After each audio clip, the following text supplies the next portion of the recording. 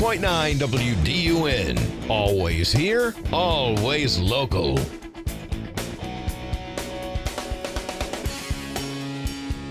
Officials say Ghazali drove a truck right through the doors of the Temple Israel Synagogue. More than 100 kids were inside, babies to 5-year-old children, as the attacker had a rifle and some sort of explosive device that ended up setting the truck on fire inside of the building. But before the suspect was able to do any more damage, on-site security guards shot him. Officials say one of those security guards was hit by the truck, knocked unconscious, but is expected to be okay. And around 30 law enforcement officers were hospitalized for smoke inhalation. But officials say there's no doubt those security guards saved lives. And we did understand, according to some police reports, that the intruder was rendered no longer alive. Golly Moses. Really?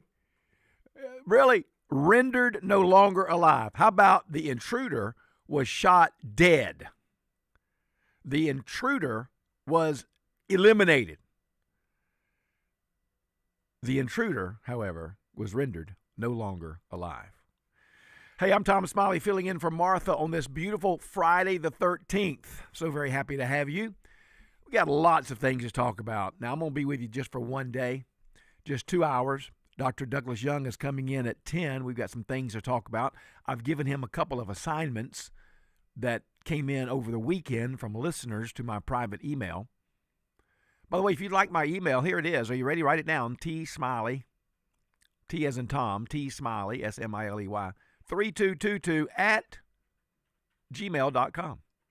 So if you want to send me a note or discuss a topic or give me an idea, you can certainly do that. T Smiley 3222 at gmail.com. Got some very interesting stories today, kind of leaning more toward the Georgia regional, kind of North Georgia stuff, because we've got some really interesting things in the news. Like, for instance, this Georgia House of Representatives 2027 fiscal year budget that passed 159-4. We'll talk some about that. I've got some information also on tax policy that's being discussed under the Gold Dome. And then also under the category of policy decisions matter, elect people with capacity. Under that topic, I want to talk about how some ideas sound good on the surface, but when you dig into them, they can really be harmful. I'll give you a little hint. Like, for instance, President Trump wants to limit credit cards to a 10% or whatever interest rate, kind of cap it. On the surface, that sounds like a really good policy. But when you dive into that and the effects it has on people, maybe it's not such a good idea. Are you with me? Maybe you've not even thought about it. Well, that's why I'm here, to inform you, to entertain you, and to always tell you the truth. And along the way today, I'll also give you some instruction. I'll give you some insight, some commentary, some analysis on this WOA that's presently going on. By the way, I was thinking the other day, given that we have a lot of people every year moving into Georgia. I mean, they're moving in by thousands, tens of thousands, hundreds of thousands. And we always worry about how these people from the blue states come into our red state and how they could change and affect us by their voting patterns not changing. Do you want me people don't realize? That's exactly what would happen if Gavin Newsom became president. It would be on like steroids. If someone like Gavin Newsom became president, all of these blue state policies that are not working, that's causing people from the blue states to move to the red states, would now be in play for all of us. You better be careful who you elect. It matters. Elections matter. Jeeper creepers, get a load, folks. Elections matter. You better get your focus on what matters to you as a homeowner, as an entrepreneur, as a single parent, as a grandparent, as a retiree. You better get your mind on what matters and quit worrying about this Trump derangement syndrome. Okay, you don't like the man. I get that. You don't like Donald Trump. I understand. But are you really going to cut your nose off to despite your face? I'm telling you, policy matters. And you need to be electing people that have capacity. They're real quick to bring up ideas and suggestions like, hey, I know, let's cap the credit card interest rate to 10%. That's a great idea. Well, not really. It really isn't a good idea, and I'll tell you why later on in the show. But first, we need to get to our children because they're waiting. They're out there in the cold. Children, lay it on us. I pledge allegiance to the flag of the United States of America and to the republic for which it stands, one nation, under God, indivisible, with liberty and justice for all. What a marvelous job, children. Thank you so much. By the way, let me tell you something funny that happened to me this past Wednesday. On Wednesday night in the church that I attend, I teach children. I work with children. K through 5th grade. Part of my assignment on Wednesday nights is to be available to listen to them recite memory verses. We give them a booklet at the beginning of the year. They're, 50, 60, 70 verses of scripture, age appropriate. And they learn those verses during the week. They come in on Wednesday night before their classes start, and they stand in front of me and they recite the verses, and I sign them off. When a little kindergartner came in this past Wednesday, and he was having trouble with his verse, so I showed him the book, and he had his finger there on the verse. He was trying to share with me that he'd memorized, and his mother leans over and says to me, he can't read. And the little boy turned around and looked at her and said, but I can spell. It was you'd had to be there. All right, let's take a phone call. Then we've got a lot to talk about. I've got thousands of pages of show prep for a 2-hour show. We'll get to it all as much as we can at least. But first, we'll check out Brother Joe in LJ. Tom, you're doing a great job. You need to have your own show. You're too good not to have your own show. You know how to relate. But anyway, I was on Sean Hannity's been real good to me, and I was on his show Tuesday, and on his show, and I'll say it on your show too. I think Trump is the best leader in world history. I think soon as this war is over, the stock market will resume its rise and will continue to hit all-time highs. I've never felt better about the future of America and the future of the country. And, Tom, you're the one reason why. You're optimistic, you're intelligent, you're a great asset to WDUN, and they need to give you your own show. You're too good not to be on full-time. That's what I have to say. Have a great weekend, my friend. Thank you, Joe. I appreciate your optimism and enthusiasm. The only problem is there's not a great demand for a one-day, 2-hour show. Oh, Lord have mercy. But, Joe, thank you so much. Hey, by the way, I do enjoy being on the show and also meeting people. I was doing an event last night, giving a presentation on General James Longstreet's spiritual formation. And it was a group of, 15 or 20, 25. And it was a wonderful opportunity. And I met them all, a lot of people I'd never met before. And they all said, hey, we listened to the Martha Zoller show. We listened to you. We listened to Martha. And we like it so much, and et cetera, et cetera. So it's good. I enjoy being out. I enjoy being on the airwaves. Thank you, Joe. That's very kind. All right. Hey, we're going to take a break. I think I'll just start. Let me just start when we come back, because this is something that you all need to understand. I want to inform you. So when we come back, I'm gonna talk about this idea of capping credit cards. Now, understand what I said. The article is about capping credit cards to 10%. Now, put your hats on. Put your thinking caps on. Go ahead. Put your thinking caps on and read between the lines as to what I'm about to tell you. We'll talk about that when we come back on the Martha Zoller Show. You're listening to Tom Smiley, filling in for Martha. She'll be back Monday. Real-time news lives in your pocket. You can rely on it. Keep up with your community. Download the AccessWDUN.com app today. Powered by North Georgia's News Talk, AM 550 and FM 102.9 WDUN. United We Run for those struggling to make ends meet. Join us Saturday, March 21st at 9 a.m. as we race through Phase 2 of the scenic Highlands to Islands Trail. This event features a 5K and 1 mile fun run with every step supporting United Way of Hall County's One Hall United Against Poverty initiative. Make an even bigger impact by becoming a sponsor.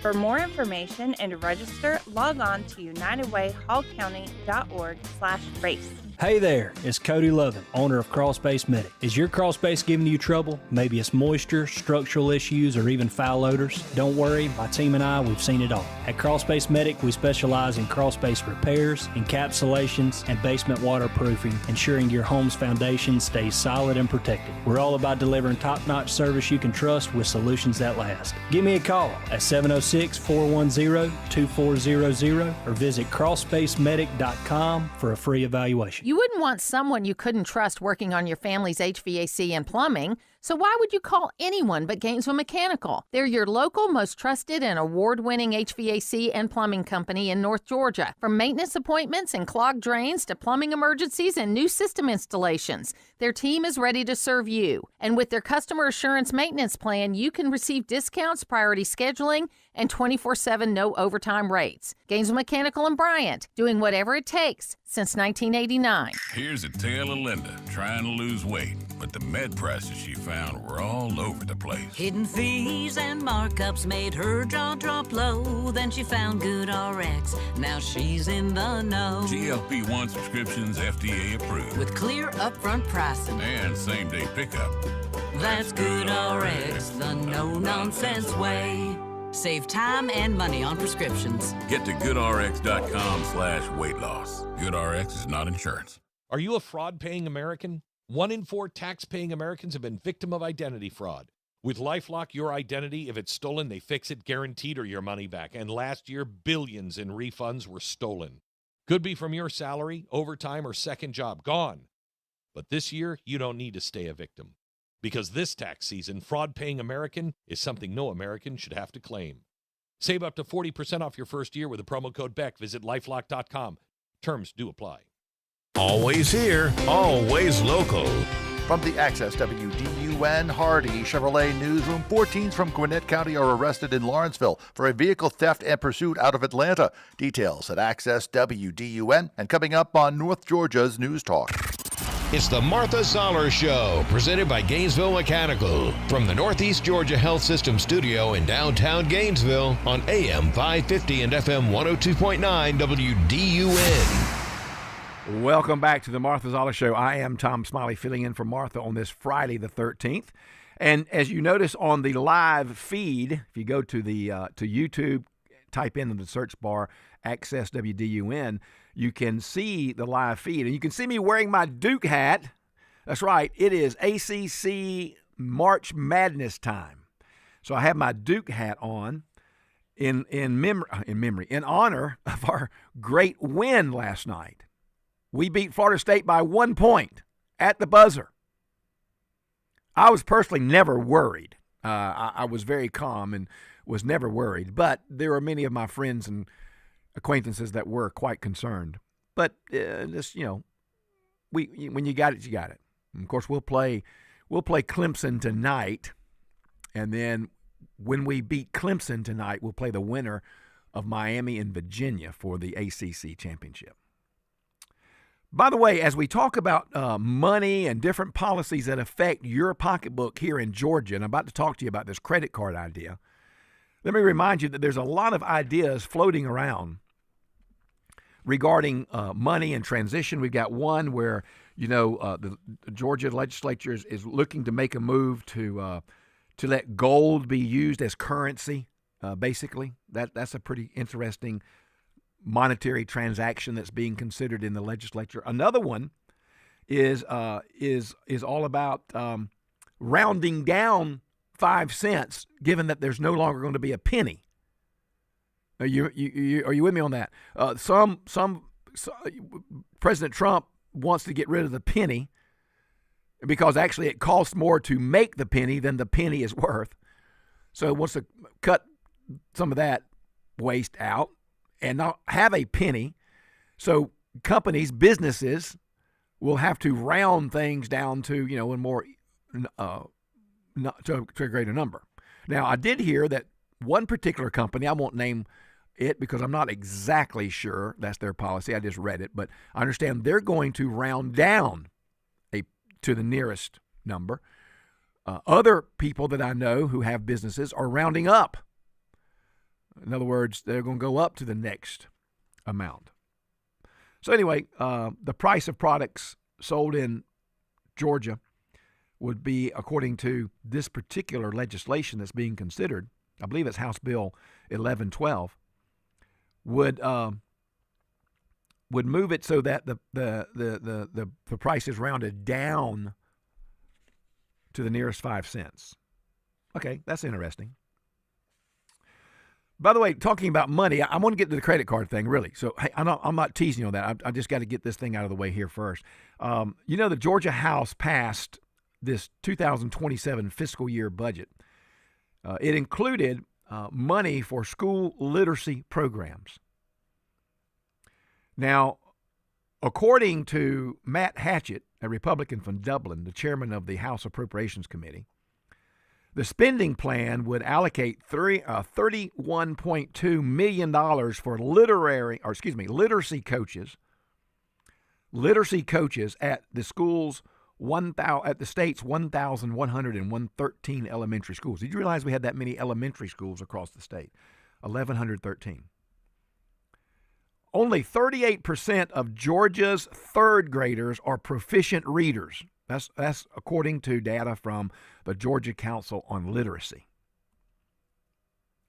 Now, I know what your first thought is, probably what my first thought was when I read that. Okay, here's another attempt just to throw money at a problem. Is it really going to work? Well, according to Representative Hatchett, he said, and I quote, "I want to emphasize that we are not simply throwing money at the problem." Must be a mind reader. "These investments are built on accomplishments in other states with proven results, and I look forward to reading, no pun intended, about similar results right here in Georgia." Literacy coaches. I'm telling you, reading with comprehension is important.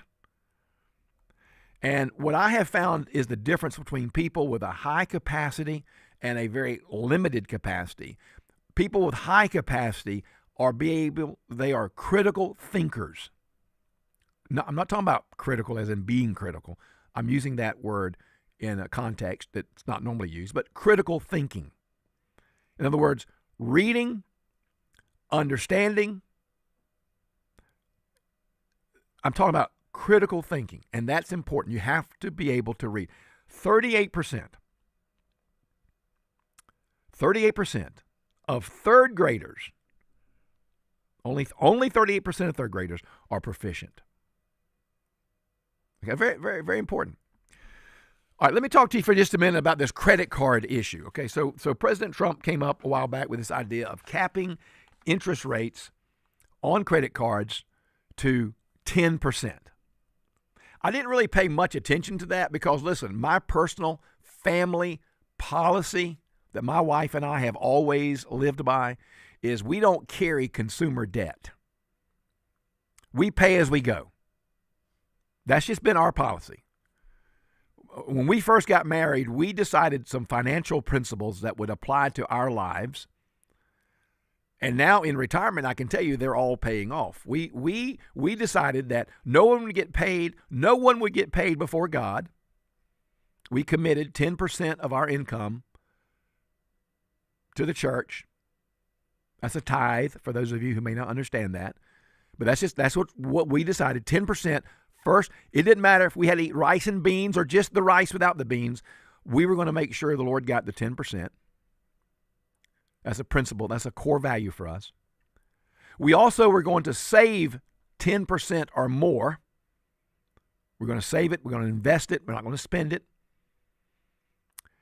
And we would live off of the 80% that remained.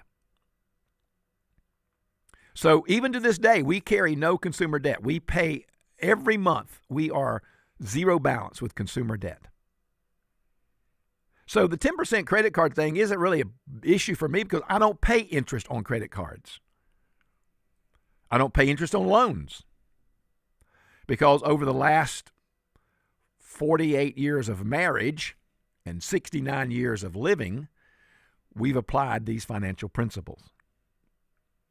But President Trump recently was cheered by many for this 10% cap. But let me tell you, there could be some unintended consequences for the people that is looking to help because there are a lot of people who carry consumer debt. And have you thought about this? If you cap credit card interest at 10%, the credit card companies, now listen to me, the credit card companies are going to be more selective in who they lend money to through their credit cards. They won't have that larger margin to risk on some borrowers who might not be able to pay it back because, that happens a lot. People borrow more money than they can pay back, and the credit card company has to eat some of the loss. Well, if you cap it at 10%, the credit card companies are going to say, you know what, we're not going to loan money. We're not going to offer credit cards like we do now. So who is going to get that business? Well, it's going to be those other forms of credit. And we'll talk about who they are when we come back. You're listening to Tom Smiley on The Martha Zoller Show. Stay tuned.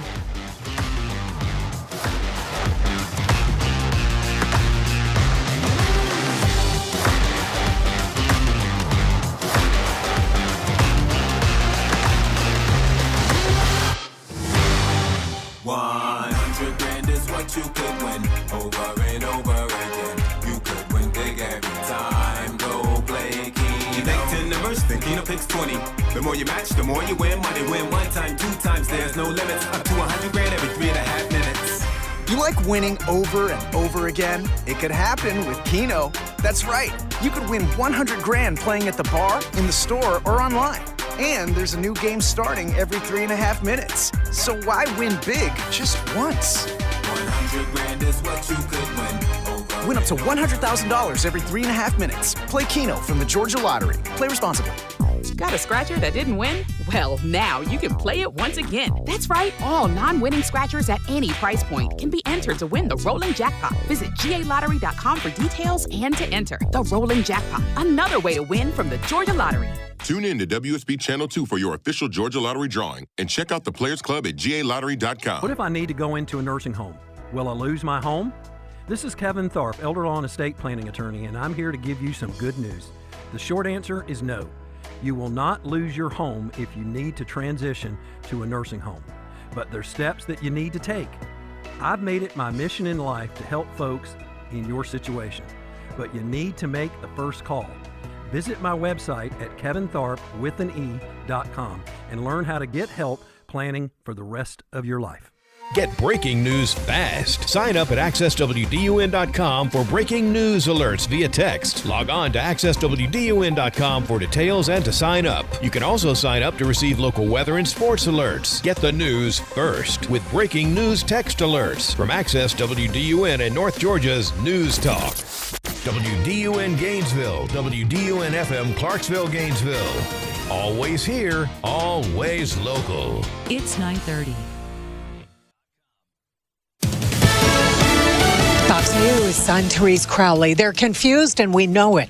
Secretary of War Pete Hegseth calls Iran increasingly desperate. We know the new so-called not-so-supreme leader is wounded and likely disfigured. At today's Pentagon briefing, saying we will show no mercy and that today will yet again be the highest volume of strikes over Iran.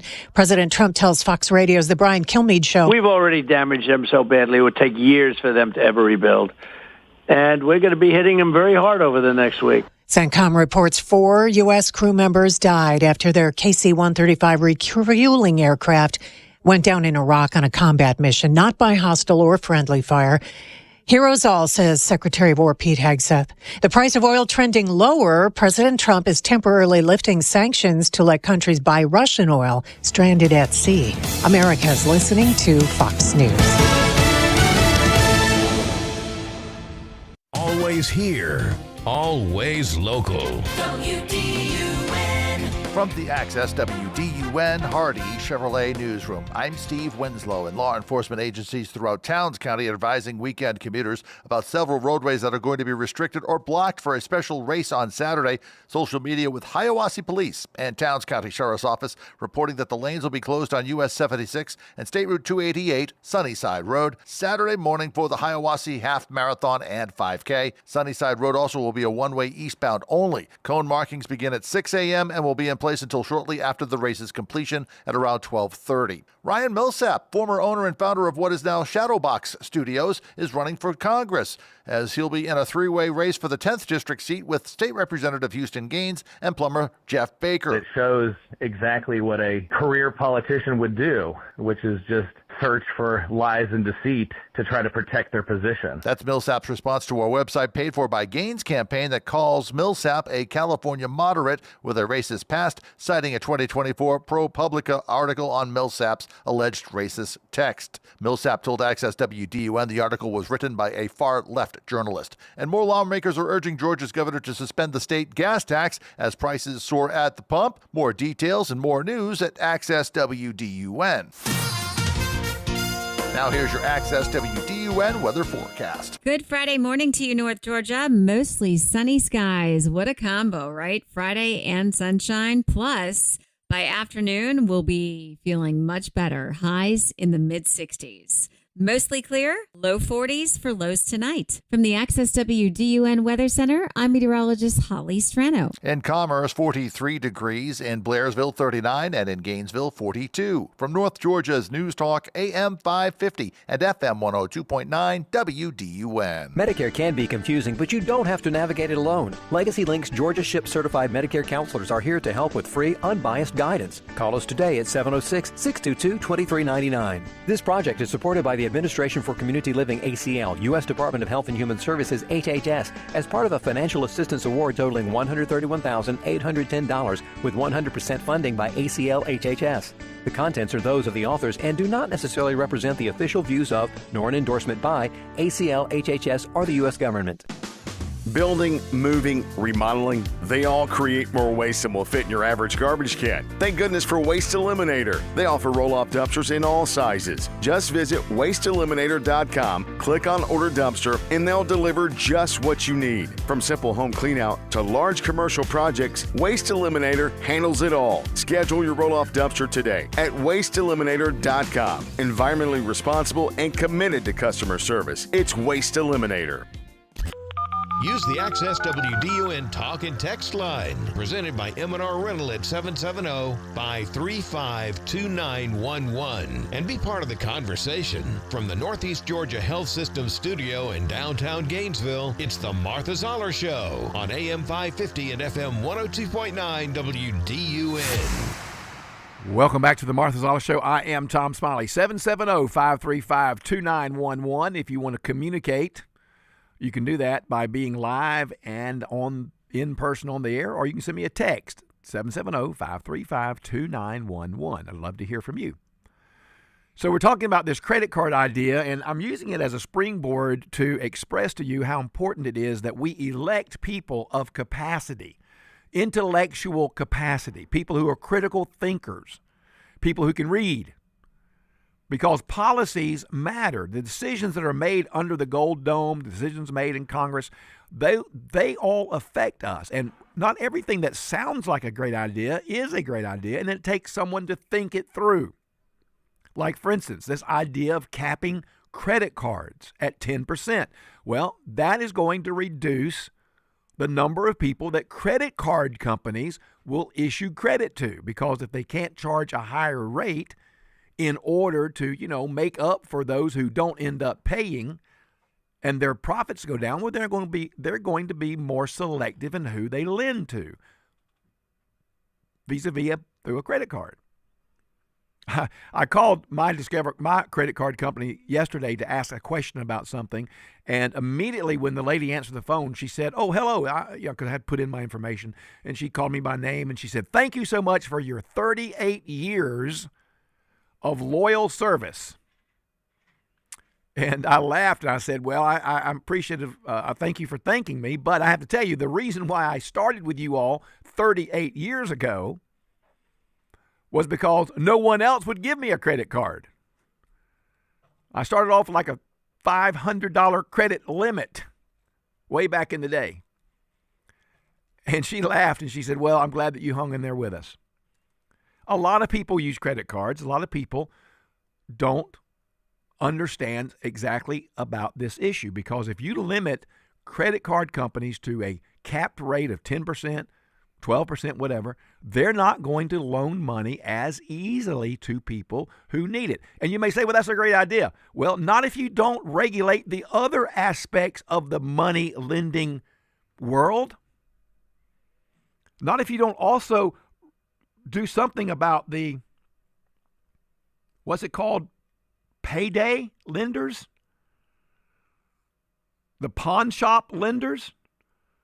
Because they all have high fees in loaning money. I mean, go to a pawn shop and ask to borrow $1,000 on some item. Now, you walk out not calculating the interest, but when you realize what you're actually paying back, it is much more than what credit card companies are charging today. Just go do it. I mean, I'm telling you, just go figure it out. And that's a consequence of this particular action. Now, another proposal that also kind of in the mix here is called the CCCA, the Credit Card Competition Act, which seeks to lower the fees paid by merchants every time someone uses a card. Now, right now, many banks prefer Visa and MasterCard because they are heavily invested, Visa and MasterCard are heavily invested in security and protection protocols for the bank and for the consumer. And you realize how important this is because as a consumer with one of those cards, you have great protection for fraudulent purchases, against fraudulent purposes. But the CCCA mandate would require a choice between one of the established networks and another competitor, which they're likely to compete not on security and soundness, but on price, which would be more attractive to merchants, which would affect you. Because if you were to use another platform that charged less fees but provided less protection against fraudulent expenses, you might be on the hook when a criminal steals your identity. So I'm just saying, all of this matters. And you have to be able to look at this stuff. So we need people in office with high capacity, people who can read, people who can think, because not everything that sounds good is. All right? Let's take a phone call. Alan up in Rayburn Gap. Welcome to the Martha Zoller Show. Alan? Oh, Tom, thanks for having me, man. This topic of protecting people from themselves is so, I mean, I can't even, I just scratch my head, and go, how, maybe is it the education system, right? It doesn't educate people on finance. Is it parenting? Is it, I don't know. But what seems to me so obvious is that you can't legislate. The government can't protect people from themselves, right? Like if you're just, I hate to say it this way, but if you're just so dumb, then guess what? You're going to suffer some consequences. And as some people say, you pay the dumb tax, the stupidity tax, and so be it, right? But I think that the Republicans are kind of missing an opportunity here. And I was going to tell you about the affordable housing thing, right? So our Congress, those illustrious know-it-all people in Washington, D.C., or, our Congress is we're going to solve this affordable housing problem. But what the Republicans fail, it seems to me, to point out and seize on is, hey, the Democrats have an open border that let, 10, 20 million people come into the country. Where do you think they are today? they're looking for a house. They're looking for a place to live. No, I don't care if it's the bottom dwelling houses, the single wides and the, beat up, whatever. They have to occupy something. So I don't understand why the Republicans can't say, hey, you know what, this affordable housing crisis that all the kids are griping about, all you little Democrat communist types, your Democrat Party is the one who created this by having an open border, letting millions and millions of people come here, and they're not homeless. They're not. They're living somewhere. And it just seems to me an opportunity for the government, the federal or the Republicans, right, to say, hey, this is a Democrat problem. And every time the government, point out to the little communist types, every time the government comes in with their programs and their solutions, chances are they're trying to solve a problem that they created. Exactly. Yeah. Alan, let me tell you, you're very insightful because I'm just telling you, the idea that government we need government to protect us from ourselves. No, we need to learn ourselves. And you're exactly right. People depend on the government too much to protect themselves, and the government can't protect you if you're stupid or if you do stupid stuff. This is why you need to stay in school. This is why you need to continue your education. This is why you need to read books. That's right. And, look, I was raised by a single mom, so I learned sort of the old school way, right? Like I made lots of stupid mistakes. Mm-hmm. But by the time I was in my mid-20s, I didn't know exactly what I was going to do with all my finance in my life. But I started saying, hey, don't do this. Don't do that, right? Like It's not just a thing of what you do, but it's like the 0-calorie effort, if you will.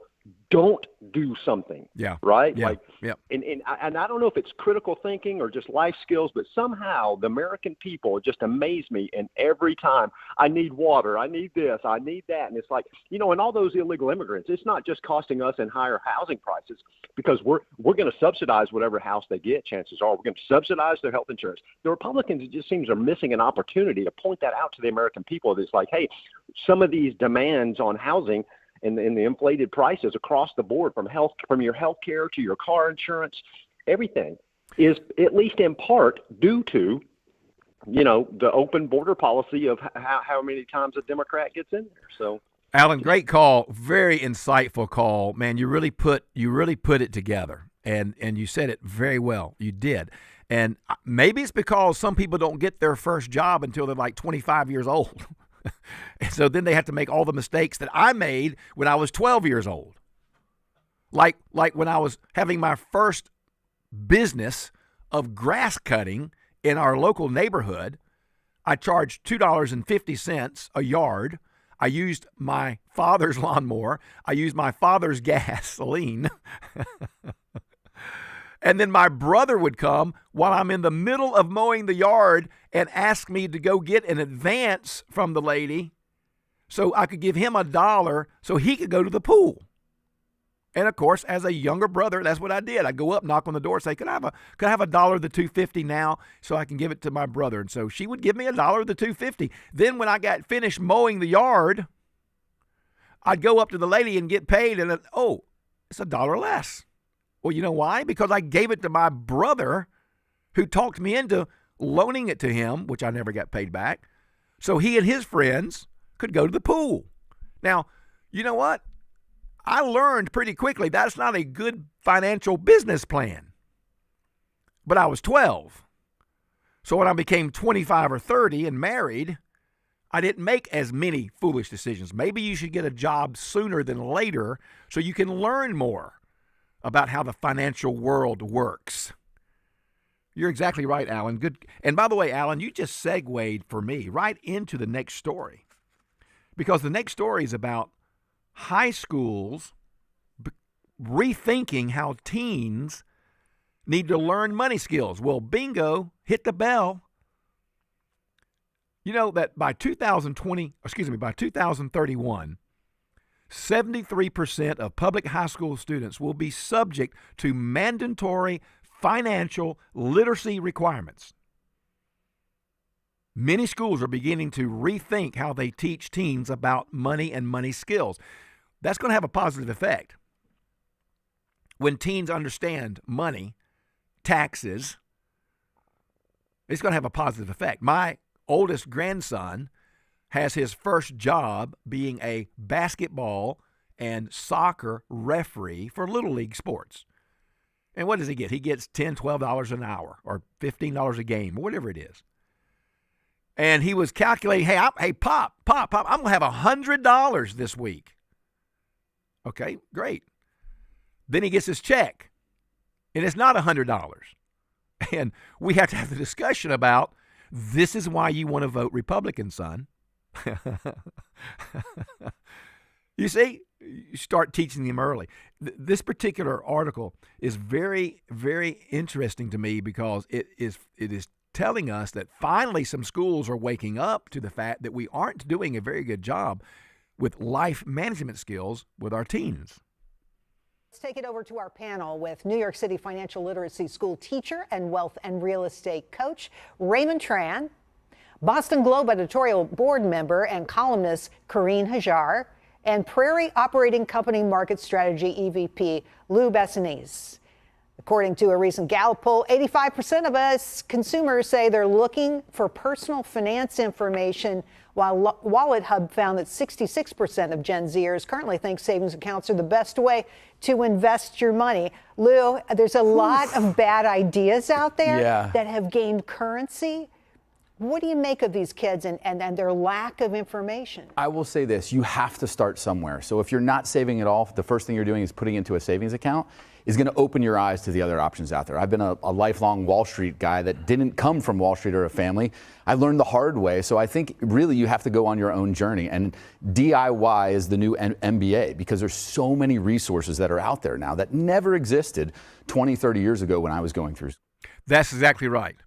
There's all kinds of resources now that weren't available when I was a teenager in school.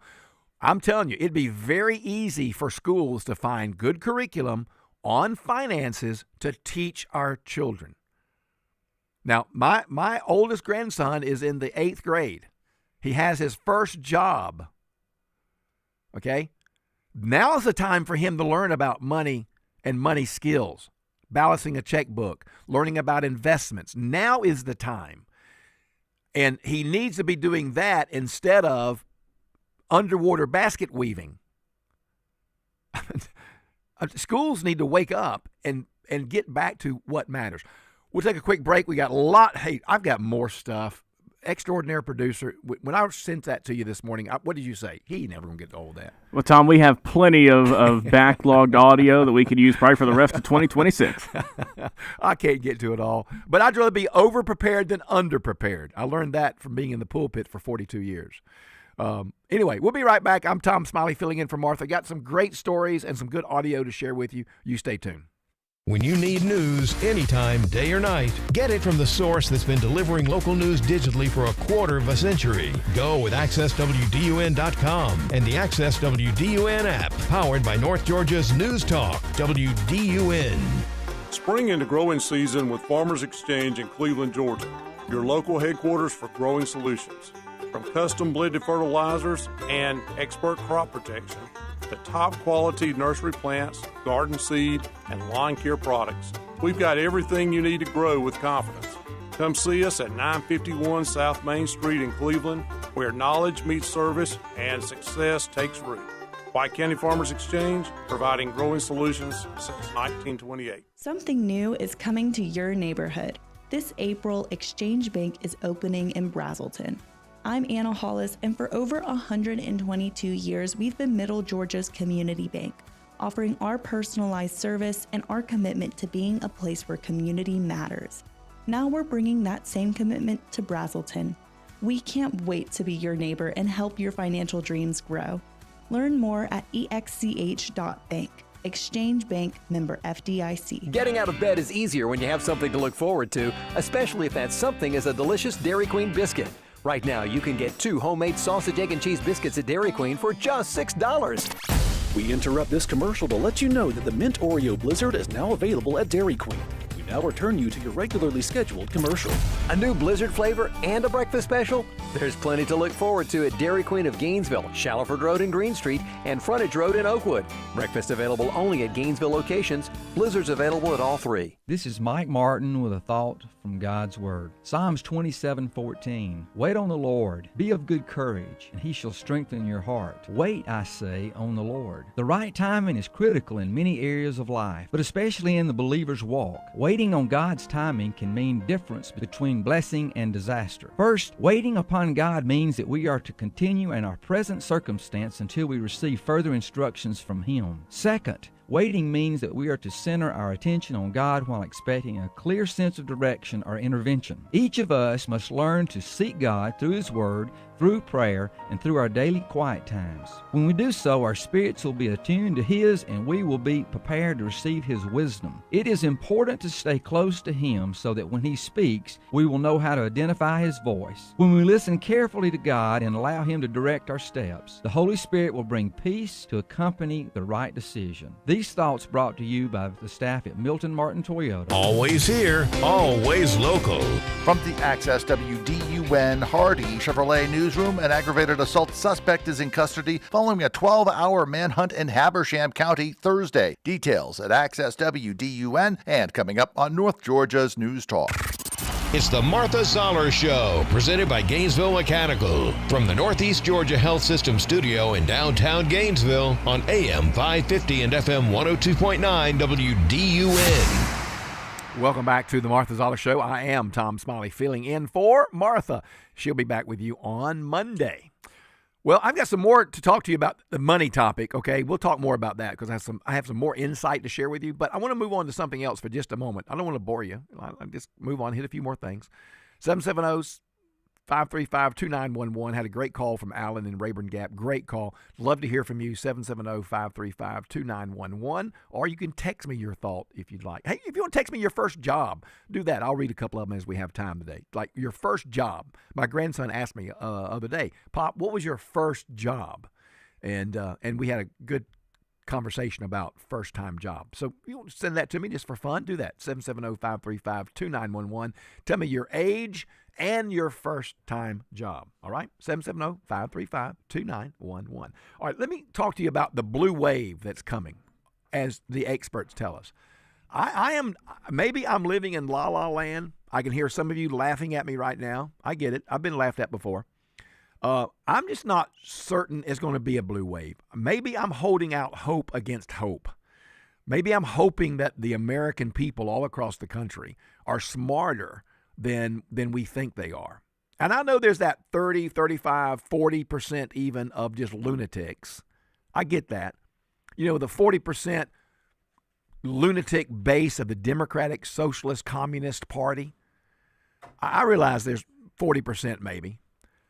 I'm just hoping that we don't have that blue wave. I'm hoping that people really are waking up to understand that policy matters. Decisions matter. Your elected representatives matter. You can't continue to elect men and women of low capacity, non-critical thinkers.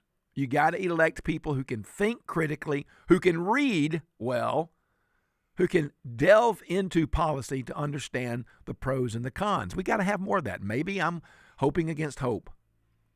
The problem is I think some people just hate Donald Trump so bad they're just going to vote for anybody, and I hope that's not so. But here's Harold Ford. I like Harold Ford. He's a former congressman from Tennessee.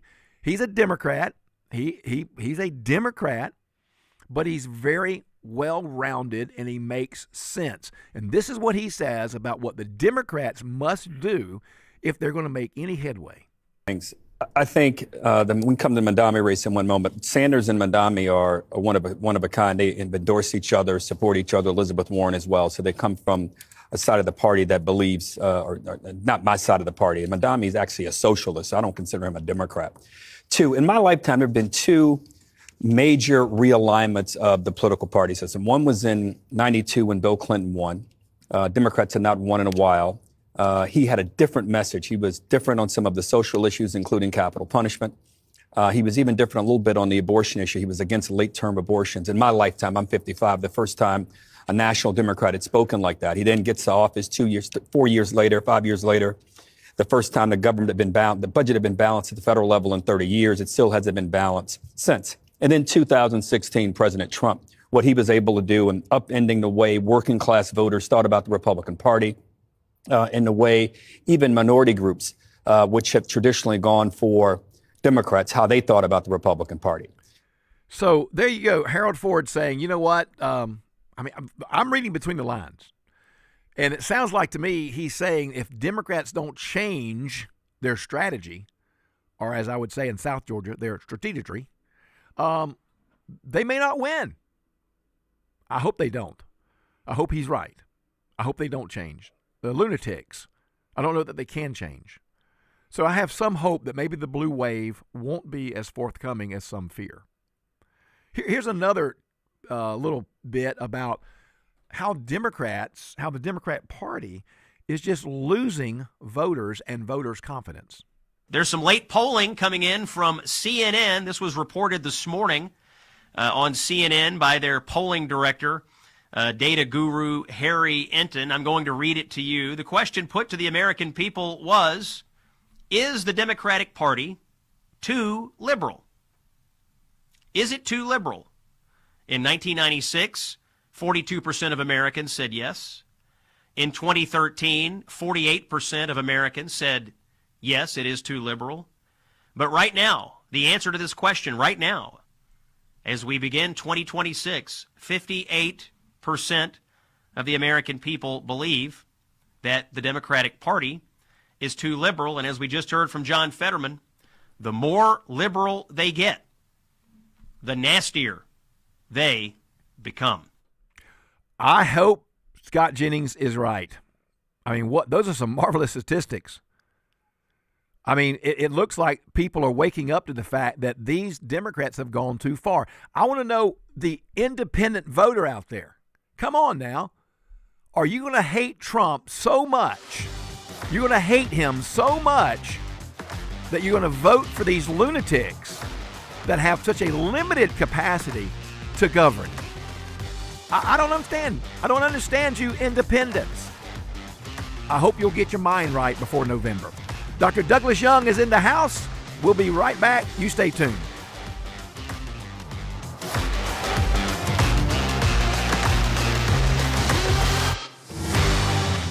Some car dealers want to sell you a car. At Hardy Chevrolet, we'd rather help you find the vehicle that's right for you. This is Mike Cormier. We call it the Hardy Chevrolet difference. Since you're the one who will be in the driver's seat of that new Chevy, we think you should be in the driver's seat when it comes to making the selection. It's like Charles Hardy always said, we love you and we need you. Together, let's drive. At Hardy Chevrolet, Browns Bridge Road in Gainesville, online at hardychevrolet.com. You've probably heard all those ads for life insurance. Just a few dollars a day, apply online in minutes, no medical exam. Simple, easy, and cheap, right? Now you're thinking, maybe I should get a quote. Well, smart thinking. Everyone should have life insurance. But here's what they don't tell you. Those few dollars a day rates, they're for young people in perfect health. That's why everyone calls Big Lou the 50 to 60-year-old not-so-perfect candidate. Like you. You take prescription meds and you're overweight. Winner, winner, fried chicken dinner. Well, Big Lou works with life insurance companies that want people like you with no surprises after you apply. In fact, if you're a 50-year-old guy with a few health glitches, Lou could probably find you $1 million of term life coverage for about $200 a month. So, yeah, you need life insurance. But unless you're young and healthy, you gotta call Big Lou because he's like you, older, heavier, and on meds, too. Get a quote right now at 800-529-2856. 800-529-2856 or biglou.com. WDUN Gainesville, WDUN FM Clarksville, Gainesville. Always here, always local. It's 10 o'clock. Unprecedented and unbeatable. I'm Dave Anthony, Fox News. That's what the War Secretary calls Operation Epic Fury. Decimating the radical Iranian regime's military in a way the world has never seen before. And Pete Hegseth says 2 weeks in, today will be, yet again, the highest volume of strikes that America has put over the skies of Iran. As for the Supreme Leader, Mojtaba Khamenei, who put out a written statement yesterday vowing to continue to avenge the U.S. and Israeli attacks, Hegseth says, his father, dead. He's scared, he's injured, he's on the run, and he lacks legitimacy. It's a mess for them. Joint Chiefs Chairman Dan Kane, the military's top general, paid tribute to the 4 American troops killed in a mid-air collision between refueling planes in Iraq as a rescue mission continues for the 2 missing. Our service members make an incredible sacrifice to go forward and do the things that the nation asks of them. The crash did not involve enemy or friendly fire. You can hear from President Trump about the war in a few minutes on the Fox Brian Kilmeade radio show. In the interview, Brian asks him about heightened concern about attacks here in the U.S. They're really demented people, and has been going on for a long time. They come into the country, they sneak in. He blames an illegal immigration surge under President Biden that he stopped. The attacks yesterday, though, in 2 states were both carried out by naturalized U.S. citizens. The one who drove a truck into a synagogue outside Detroit, Michigan, came from Lebanon and had family members killed the other day in an Israeli airstrike. He was shot dead by synagogue security. Democratic Governor Gretchen Whitmer just urged people, call out where we see acts of anti-Semitism, where we see threats, where we see something, how important it is to say something. In Virginia, it was a man once convicted for supporting ISIS terror who shot an instructor dead at Old Dominion University, then wounded 2 others until students attacked and killed him. The economy was weaker than first thought at the end of last year. GDP growth has been revised to the 4th quarter, it cut in half to just 0.7%, but on Wall Street, stocks are surging. America's listening to Fox News. Always here, always local. From the Access WDUN Hardy Chevrolet newsroom, I'm Steve Winslow, and 4 teens are behind bars, allegedly for being found in a stolen car in Gwinnett County Wednesday. WDUN's Caleb Hutchins reports. The Lawrenceville Police Department said officers found and stopped an SUV that had been reported stolen out of Atlanta just after 5:30 Wednesday afternoon. 4 teens were inside the vehicle, with all 4 immediately fleeing on foot. 2 were caught immediately, while a police canine quickly found the 3rd, and the driver was eventually arrested in nearby Rhodes Jordan Park. Police said a stolen gun and narcotics were also found inside the vehicle during a search. You can see the names of the 4 teens at Access WDUN. All 4 face charges including theft of a motor vehicle and possession of a narcotic with intent to distribute. 5 people behind bars in Stevens County following a months-long investigation into local convenience stores selling vapes and alcohol to minors. WDUN's Lawson Smith with more. The Stevens County Sheriff's Office says Operation Nicotine began in November after the agency received tips that stores were selling the products to those under the age of 21.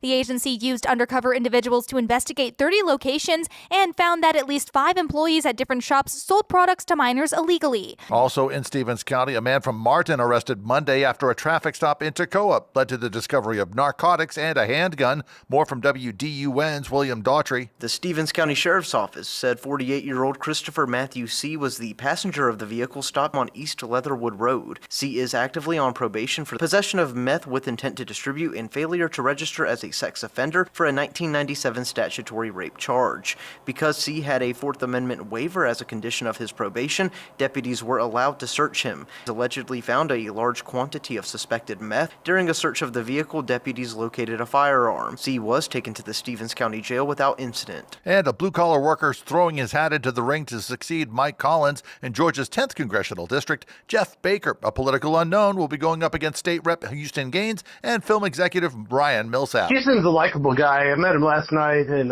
Oglethorpe County Republican Party meeting. He's younger, and I feel he lacks a lot of life experiences. Now, Baker calls health insurance the biggest scam of our lifetime. The primary is May 19th. More news at Access WDUN.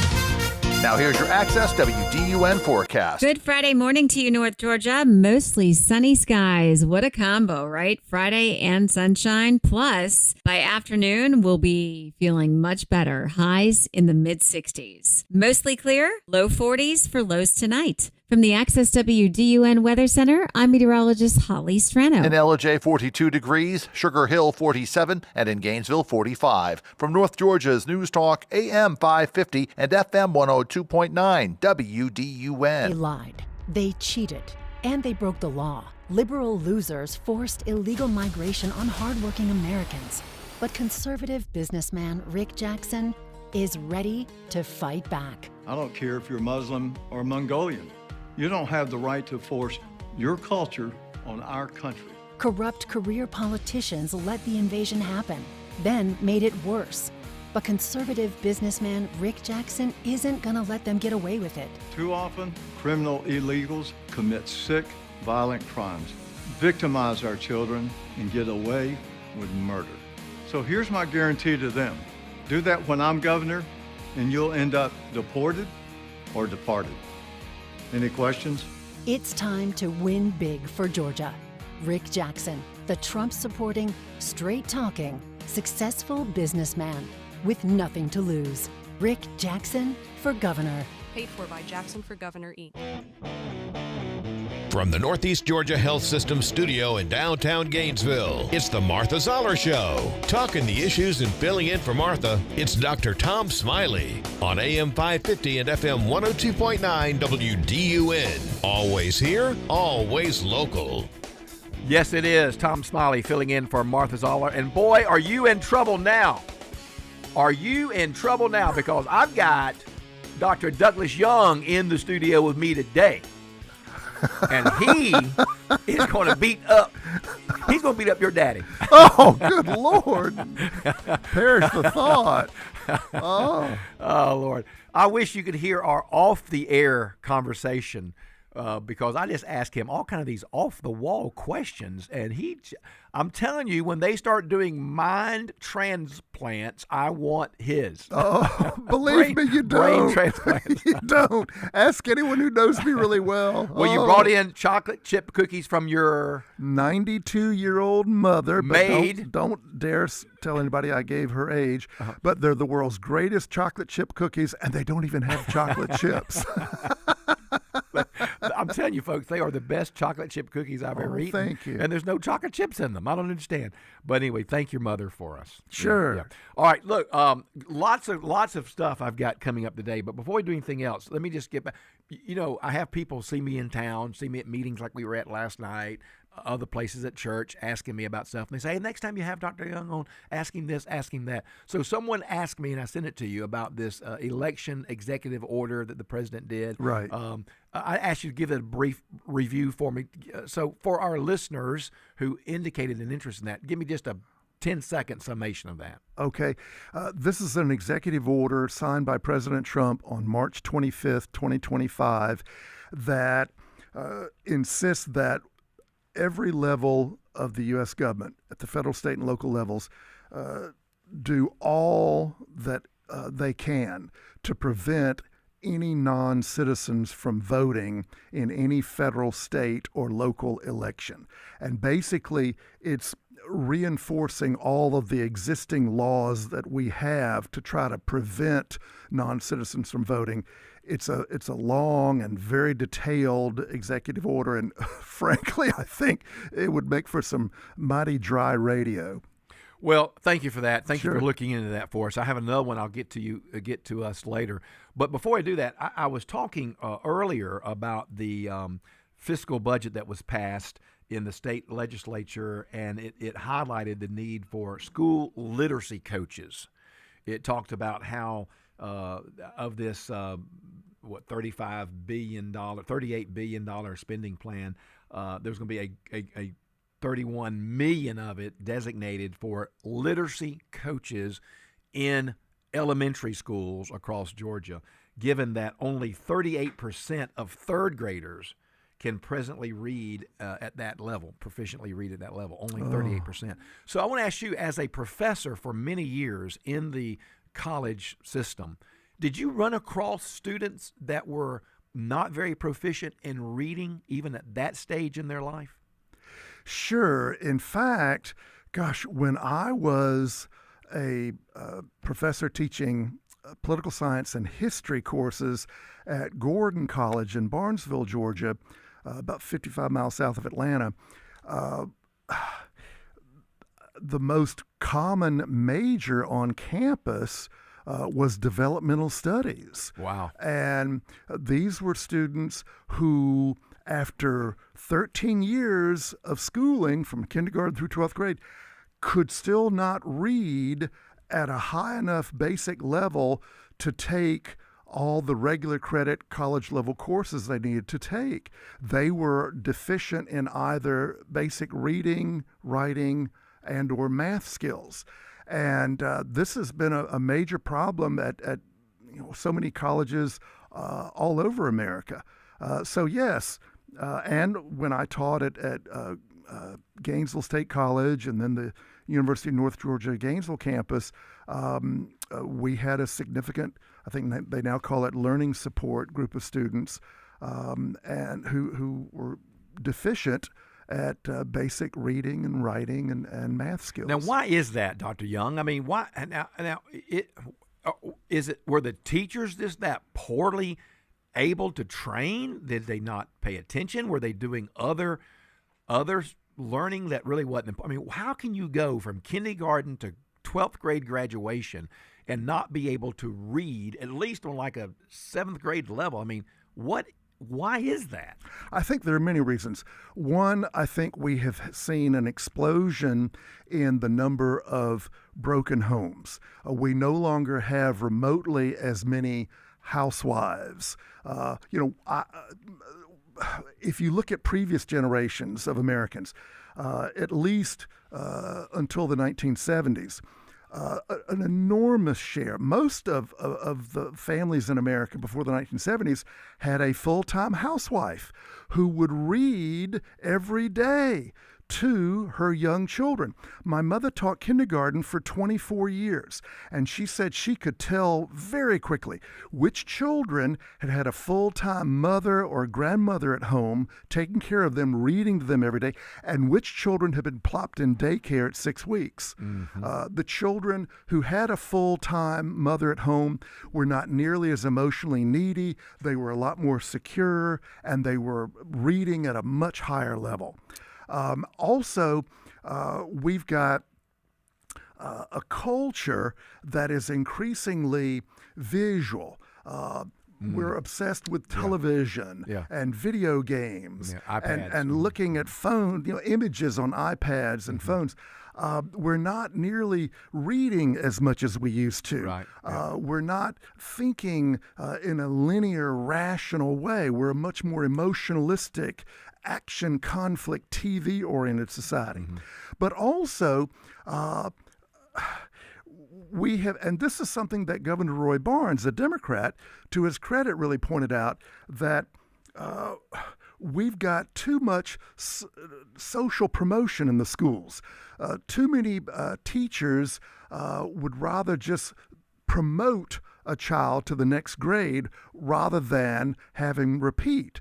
And think about it, particularly if you're a second grade teacher and you have a child who is not reading well, and let's face it, a disproportionate share of the children who are misbehaving in schools are children who have academic problems, who are not reading well. If you and I are brother second grade teachers, and we go to lunch every day, and over lunch I'm complaining to you about Billy and Bob and Timmy and Cindy who are cutting the fool in class every day. I mean, at the end of the school year, am I going to fail Billy and Bob and Cindy? Because what does that mean? That means back. that next year you're going to have them, not me. And man, you're going to be livid at me. You're no longer going to be my buddy. And also in so many small towns and in big cities too, I go to church with Bobby and Cindy and Billy's parents, and it's going to be embarrassing if I flunk them. So the politically, socially, personally safer thing to do is just socially promote Johnny, socially promote Billy and Bobby. Send him to the next grade. Let the third grade teacher worry about it. Yeah, teaching it. I mean, that's a great comment. I was talking to a friend of mine whose daughter and her husband are in a foreign country as missionaries, and they're learning the language of that country. So they're in school learning the language. Well, they have a couple of university students that have been approved and trained to watch their child for 3 hours a day while they're in language school. Well, the other day, my friend told me his daughter came home and was talking to their 3-year-old son. And he just began to read, to say out loud, the alphabet in the foreign language. Wonderful. And she said, "Where did you learn that? Like, I haven't taught you that." Right. And he learned it from his nannies that 2 hours a day, 5 days a week, they were reading to him in that foreign language, and he was picking it up at 3 years old. And you know, Tom, the rest of the world understands that the ideal time to learn a foreign language is when you're first learning to talk, when you're in your earliest school grades. If you go to Europe, man, starting in first grade, they're learning foreign languages. In China, children are learning English in kindergarten. But when do American schools start teaching foreign languages? In high school, when it's way too late. Yeah. Representative Matt Hatchett, who is the chairman of the House Appropriations Committee, said, basically, I'm reading between the lines a little bit, but he basically said, I know what you're thinking. You're thinking, here we are just going to throw another $30 million at literacy. But he goes on to say, and I quote, I want to emphasize that we are not just throwing money at the problem.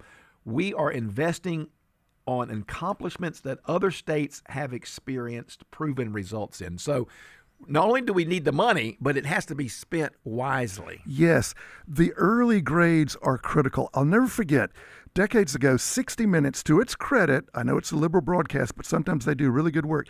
They showed children in a first grade class, and you saw all these little boys so excited. They were raising their hands. Oh, teacher, call on me, call on me. But then they showed in the same school these boys in fourth grade, and they were all on the back row with their heads down on the table, asleep. And I am a reading tutor at the Northeast Georgia Reading Center, Northeast Georgia History Center, which has a wonderful reading program for children from kindergarten through fifth grade. It's called Gainesville Reads. Well, in any event, one of my sister reading tutors there told me that there is a candidate she heard recently. He's running for state school superintendent, and he pointed out that in Georgia public schools every year, we give a reading test to every third grade child. And based on the number of third grade children in Georgia who flunk the reading test, that determines for the state government of Georgia how many prison beds we know we need to have in our state prisons in the next 10 years. That's absolutely amazing statistic. That is, I bet you some of you out there listening to that had no idea of that fact. And now you've heard it right here on the Martha Zoller Show with Tom Smiley and Dr. Douglas Young. Hey, we'll be right back. We're going to take a quick break. I got some more questions to ask the good doctor. I'd love to have your calls and comments, 770-535-2911. Send me the first job you had and how old you were if you want to. We were talking about that. And we'll pick up on the conversation about money as well. So lots more to talk about. You stay tuned. We'll be right back. It's knowledge you won't find anywhere else. If you walk out of your home on a July day and you can see your breath, you probably didn't brush. It's Mornings on Main Street with Bill Main. Weekdays on North Georgia's News Talk, WDUN. Hello, I'm Greg Beatles, president of your Atlanta Falcons and also proud supporter of Eagle Ranch. My family and the Falcons have been involved with the ranch for many years. Eagle Ranch has expanded its services to meet the increased needs in our community, to include outpatient counseling, a day school program, a residential program, and other therapeutic services that are both affordable and accessible. Learn more at eagleranch.org. That's eagleranch.org. Hey, Daddy, what's in a crawl space? That's a good question, Annie. I'm Cody Lovin with Crawl Space Medic.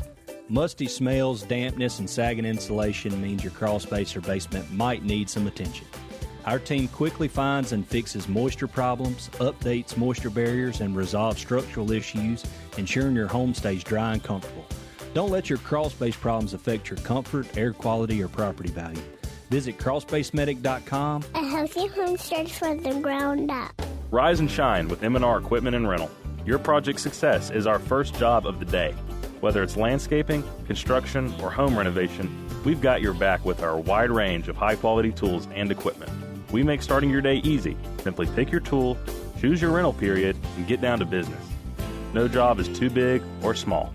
From saws to skid steers, we've got you covered and at prices that won't break your budget. Visit us at mnrrental.com. We're here to help you build a brighter tomorrow. You're helping the kids with homework, answering work emails, trying to get dinner on the table, all while fielding calls about your parents' doctor's appointments, medications, and memory concerns. Are you stretched thin caring for young children while also trying to support your aging parents? If the answer is yes, you're part of the sandwich generation. Millions of people are in the same boat. You're trying to be everything to everyone, and it is exhausting. Hi, I'm Robin Lacrimosa, Life Care Coordinator at Kimbrough Law. We help families in the sandwich generation manage these difficult situations with compassion, clarity, and confidence. Because when your loved one's health deteriorates, it creates more than just medical problems. It creates housing problems, financial problems, and legal problems. Who has to solve these problems? You do. Fortunately, you don't have to do this alone. Kimbrough Law can help. Call 706-850-6910 or visit kimbroughLaw.net to schedule a consultation. Always here, always local. From the Access WDUN Hardy Chevrolet newsroom, extreme drought conditions linger through most of northeast Georgia, despite recent rainfall this week. Details at Access WDUN and coming up on North Georgia's News Talk. Use the Access WDUN Talk and Text line, presented by M&R Rental at 770-535-2911, and be part of the conversation. From the Northeast Georgia Health System studio in downtown Gainesville, it's the Martha Zoller Show on AM 550 and FM 102.9 WDUN. Welcome back to the Martha Zoller Show. I am Tom Smiley, and filling in. Martha will be back with you on Monday. Got Dr. Young with me. He's my friend. I've known Dr. Young now for, 3 years. And I've really enjoyed his friendship and his insight. And I just love having you on, Doc, from time to time. Thank you. It's a joy to be here. Go Google his name. Just Google Dr. or Douglas Young, and you'll find him. He has several books, some fiction, some political related. You'll find some stuff. I hope that you'll do that. Buy you a book or two and read it. You'll enjoy it since we're talking about reading. So I got some texts. Let me get to these real quick. Here is one from let's see, it's from Scott in Gainesville. He says, and by the way, Doc, as I read these, just be ready to chime in if you have anything to say. Okay. He says, good morning, Dr. Tom. In regards to the state literacy scores in Georgia, please understand these low percentage scores include all students. Okay, that's good. I understand. He says, I do believe the smartphone has contributed to these low scores. However, I wonder how much immigration has contributed to them as well. As the need for more literacy coaches have increased, so has the need for more ESOL teachers, English as a second language. Teachers struggle with reading proficiency in their native language while trying to learn and understand English grammar. So it is a difficulty for a teacher in a classroom, say in a third grade, second grade, fourth grade classroom, when their students' language is Spanish, which the teacher may not be proficient in. Right. And yet she's trying to teach that student how to read in English. That could be a difficulty. Sure. If you have a child who does not speak English at home, whose parents may not be fluent in English, even if the parents are reading to the child at home, it may be in a foreign language. Mm-hmm. And so, yes, that adds a major additional challenge to any teacher, sure. That's Scott from Gainesville. Here's another one of our callers. This is 4548 number. Tom, isn't it an indictment on the he says, Tom, isn't it an indictment on the public school system that only 38% of third graders can read at that level? What is the percentage of these kids show up to kindergarten that don't speak English? We have spent billions on English as a second language and on curriculum for second language. Do you think that has anything to do with the rest of the students being left behind? So what do you think about that? I remember reading several years ago that a majority of California public school children do not speak English at home.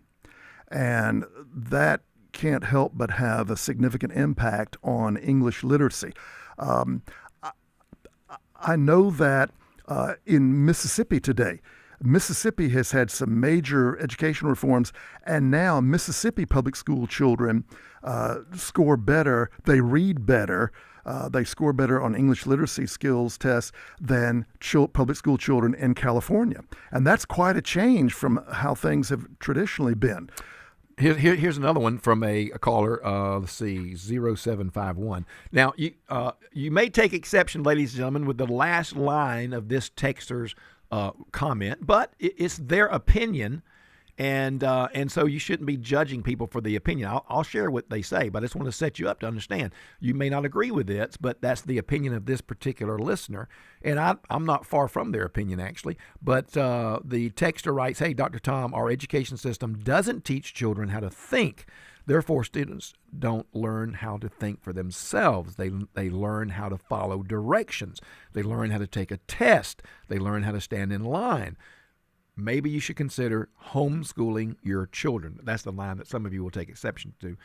Dr. Young, so there is an important dichotomy between teaching children the things they really need. They need to learn how to stand in line. They need to learn how to take their turn. They need how to wait patiently. Sure. But they also need to learn how to think critically. Absolutely. Yes. Unfortunately, in American public schools today, the teachers are judged to such an enormous extent based on what percentage of their children score at X percentile on X standardized tests. And so what that does is that pressures teachers to teach the test. And I can tell you, I will confess, many years ago when I was a professor at UNG Gainesville, when our students were required to have to learn A, B, C, D, E, F, G facts, guess what? We would teach the test. Yeah. And that's unfortunate. And I'll never forget a friend of mine. He is a retired high school history teacher in South Carolina. And he said that his problem was when he would teach U.S. history, he would have to cover everything from Columbus coming here in 1492 to the present day in just 9 months. Yeah, that's right. And unfortunately now so many history teachers, they're not allowed to choose their own textbook, to even make out their own test questions, and they have to give all these standardized multiple choice tests. And so they're going to teach the test. They have to fly through all this material. Yeah. And that doesn't lend itself to in-depth discussion of controversial, complex issues. Which is where critical thinking comes from. Exactly. All right, folks, we're going to talk more about this. We're talking about this because of the state's fiscal budget allocating $31 million for literacy coaches in the state's elementary schools. That's what we're talking about this topic today. We'll be right back. Stay tuned.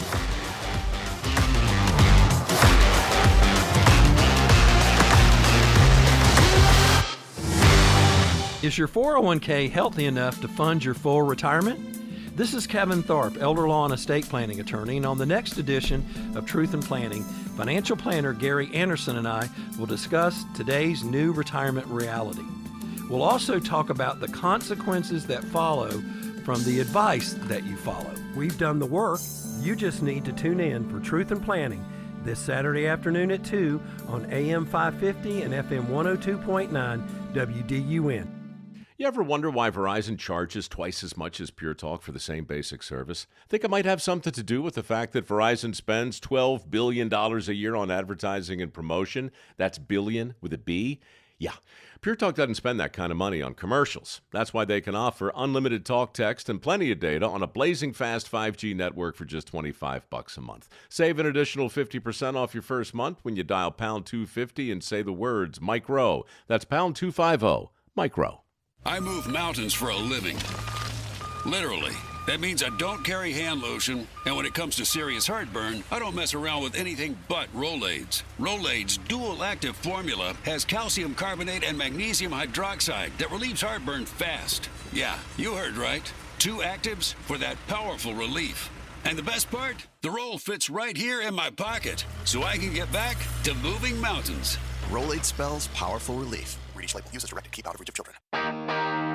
Ryan Blaney wins the Straight Talk Wireless 500. I had a couple mistakes on pit road and learned from them, move forward, and I didn't have a mistake, the rest of the day. Up next, NASCAR rolls the dice in Vegas at the Pennzoil 400, presented by Jiffy Lube. We'll have it Sunday at 3 on North Georgia's home of NASCAR.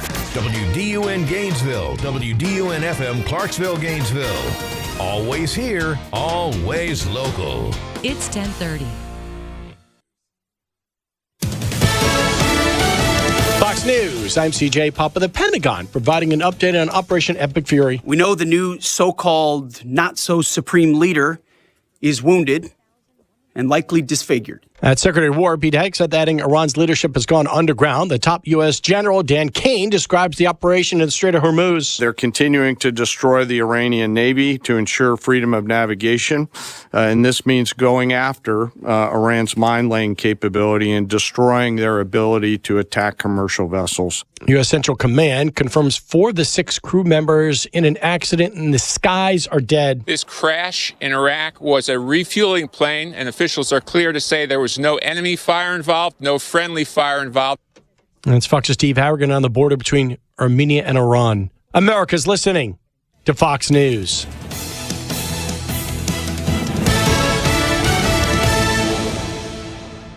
Always here, always local. From the Access WDUN Hardy Chevrolet Newsroom, I'm Steve Winslow. A Gainesville man facing charges of driving under the influence and serious injury by vehicle following a wreck in Gillsville Highway Sunday morning. Sheriff's Office in Hall County says deputies arrived to the crash just before 3:45 a.m. to find a pickup truck overturned on the side of the road. 20-year-old driver Alan Ruiz was standing outside the vehicle while his passenger was trapped inside. The passenger broke his leg. Ruiz posted over $16,000 bond Tuesday.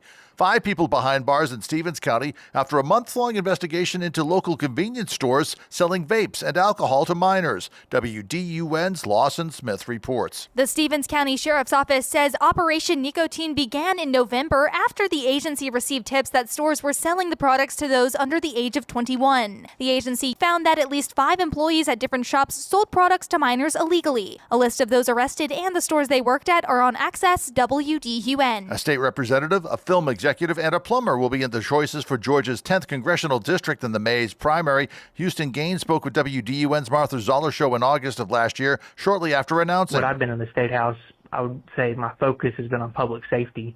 And so I think people want to be in safe neighborhoods, safe streets. More news found at Access WDUN. Now here's your Access WDUN weather forecast. Good Friday morning to you, North Georgia. Mostly sunny skies. What a combo, right? Friday and sunshine. Plus, by afternoon, we'll be feeling much better. Highs in the mid-60s. Mostly clear, low 40s for lows tonight. From the Access WDUN Weather Center, I'm meteorologist Holly Strano. In Cleveland, 46 degrees, Decula, 49, and in Gainesville, 47. From North Georgia's News Talk, AM 550 and FM 102.9 WDUN. Northeast Georgia's premier dermatology providers at Dermatology Associates of Northeast Georgia offers medical and cosmetic dermatology services to keep your skin healthy and radiant. Our experienced medical providers remind you of the importance of annual skin exams to help prevent skin cancer.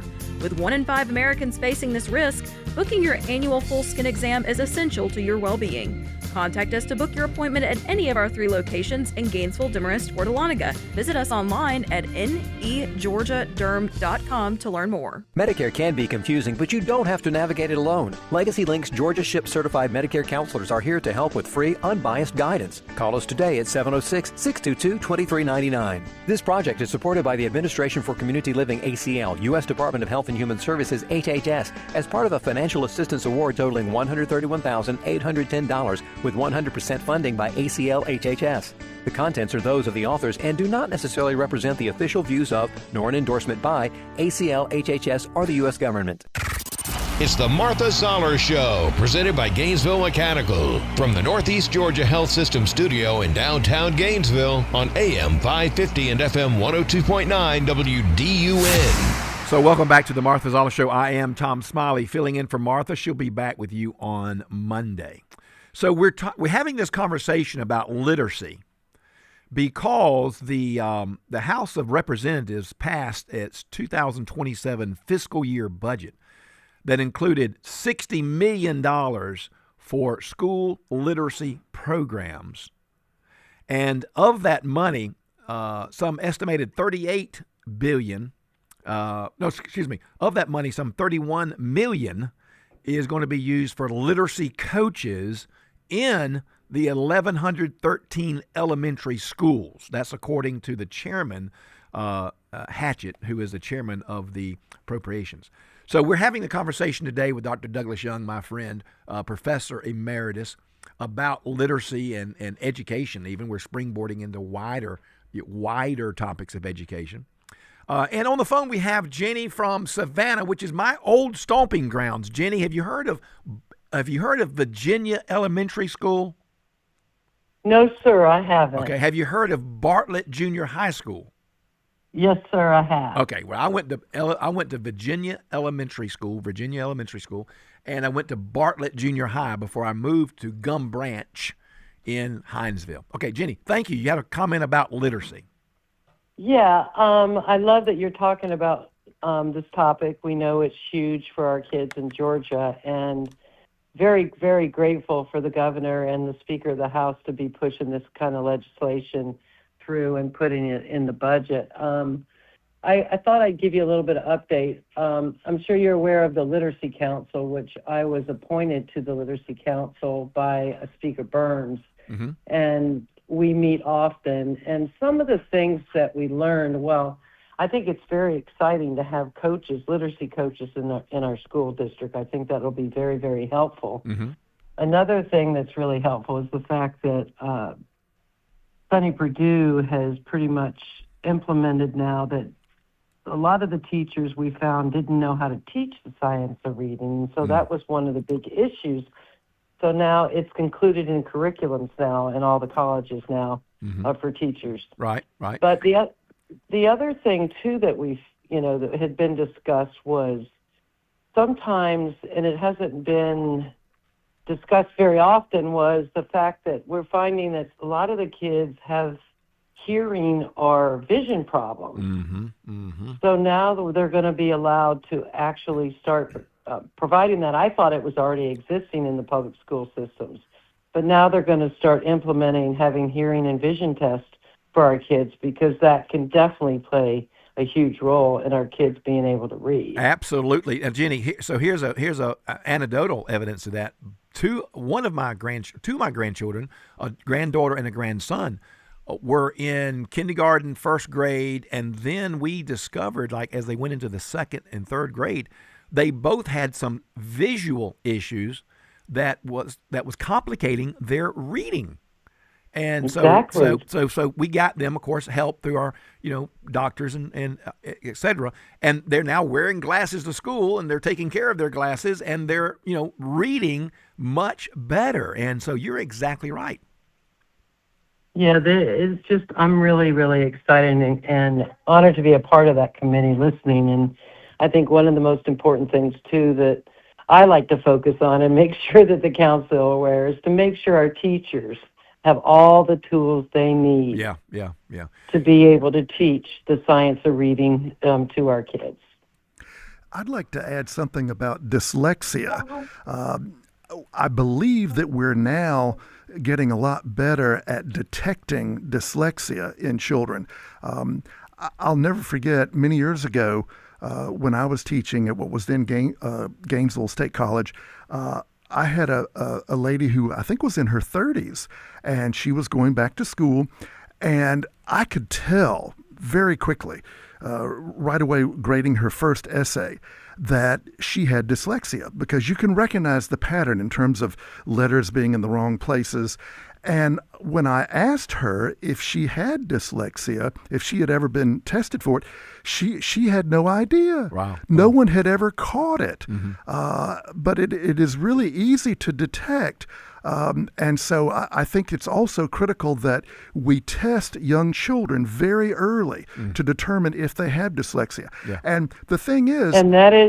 And that is a part of the program now. There's Wonderful. mandated testing. Yeah. Outstanding. There's mandated testing for dyslexia, And that's one of the reasons I even signed up as a child advocate to try to be a part of this literacy council, is because I do still live with dyslexia to this day myself. So I understand the struggle. Yeah.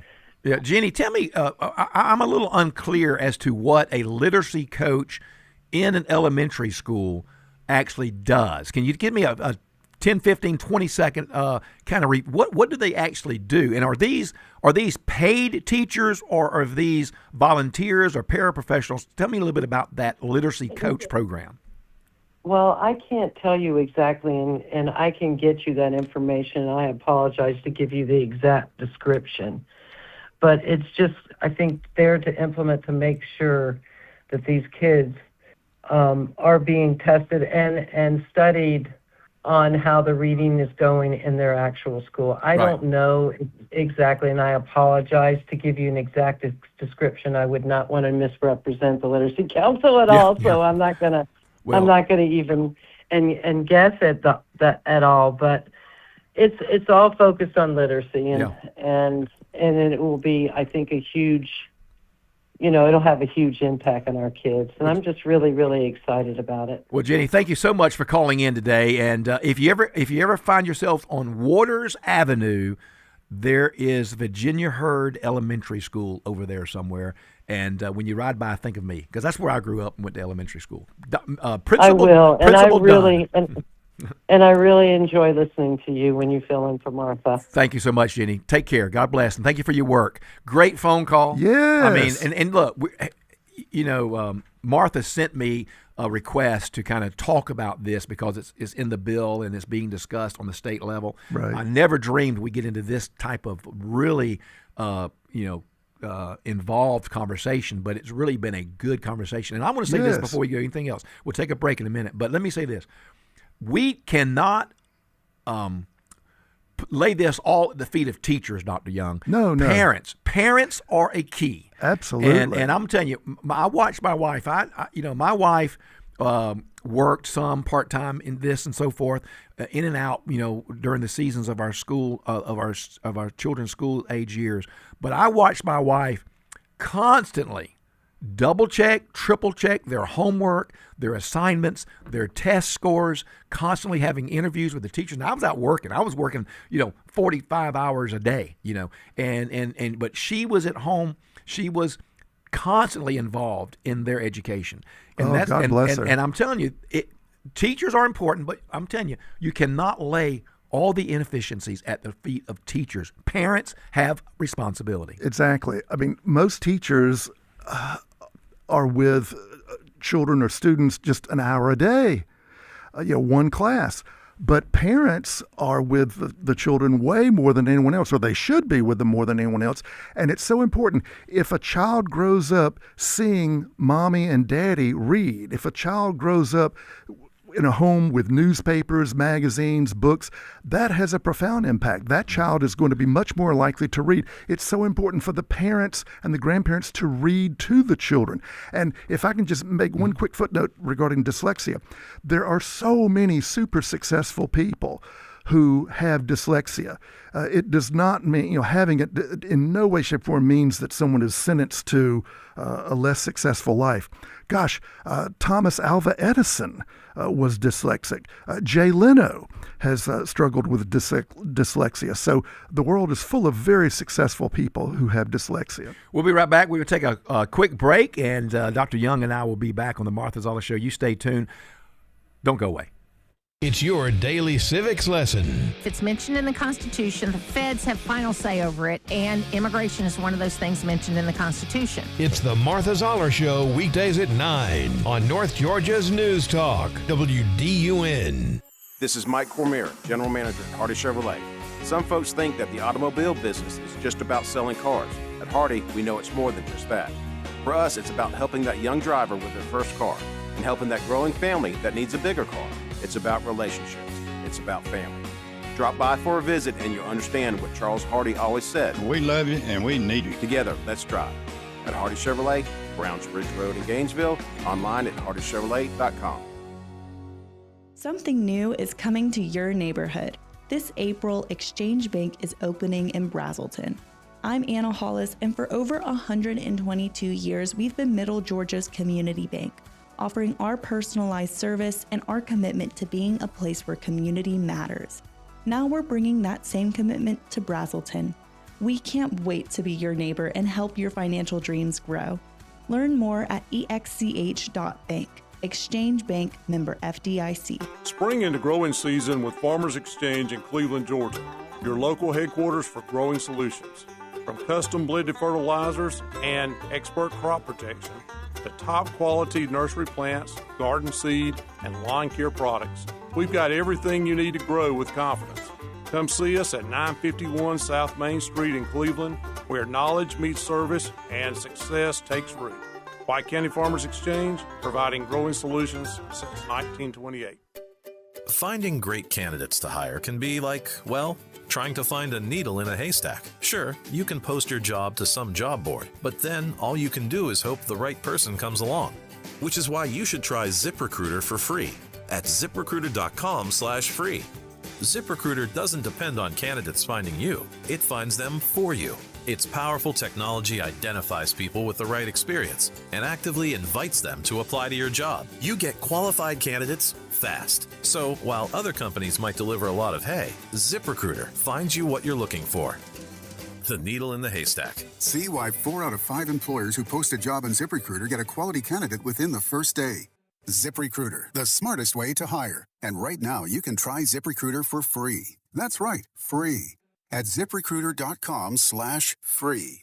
That's ZipRecruiter.com/free. ZipRecruiter.com/free. ZipRecruiter. Always here, always local. From the Access WDUN Hardy Chevrolet Newsroom, 14s from Gwinnett County are arrested in Lawrenceville for a vehicle theft and pursuit out of Atlanta. Details at Access WDUN and coming up on North Georgia's News Talk. Use the Access WDUN Talk and Text line, presented by M&R Rental at 770-535-2911, and be part of the conversation. From the Northeast Georgia Health System studio in downtown Gainesville, it's the Martha Zoller Show on AM 550 and FM 102.9 WDUN. Well, if you've had a good time with me on the Martha Zoller Show, raise your left hand, raise it real up high. Let me see those hands. I see that hand. I see that hand. Now reach across your right shoulder and pat yourself on the back for doing such a good job today. Holy moly. All right, Tom Smiley here with Dr. Douglas Young. We're having a great time. Hey, listen, we've been talking about a lot of different topics, but most recently here we were talking about money and literacy, reading.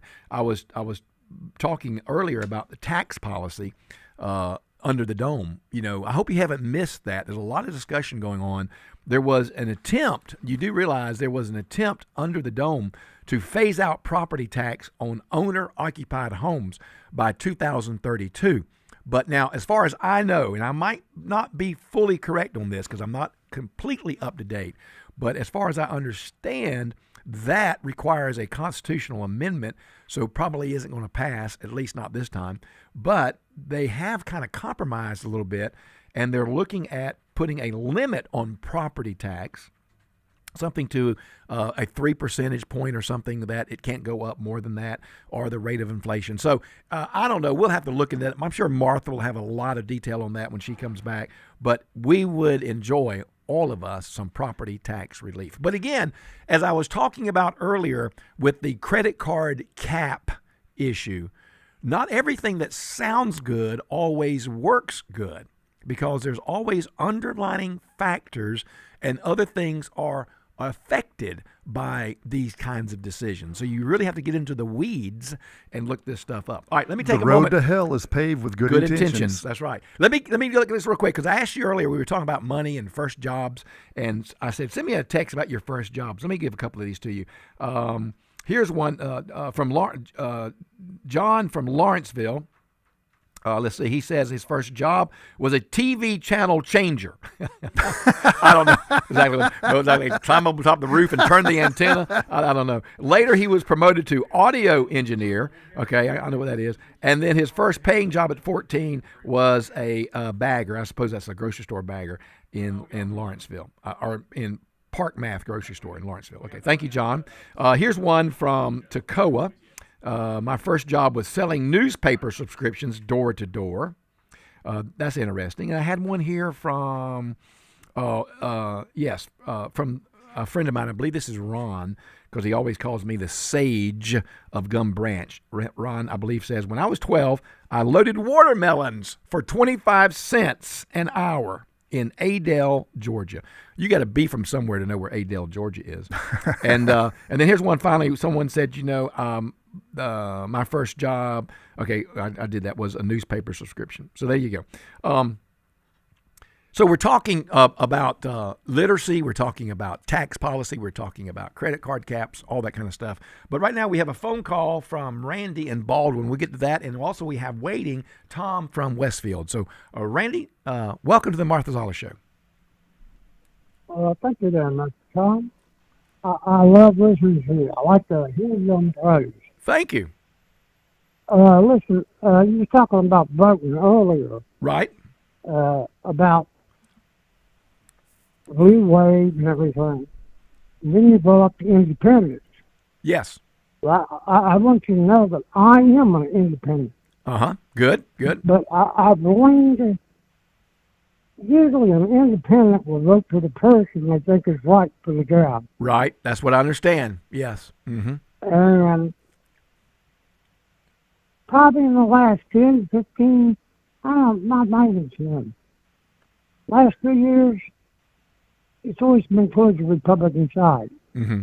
Mm-hmm. Because you thought that was right for the job. Right.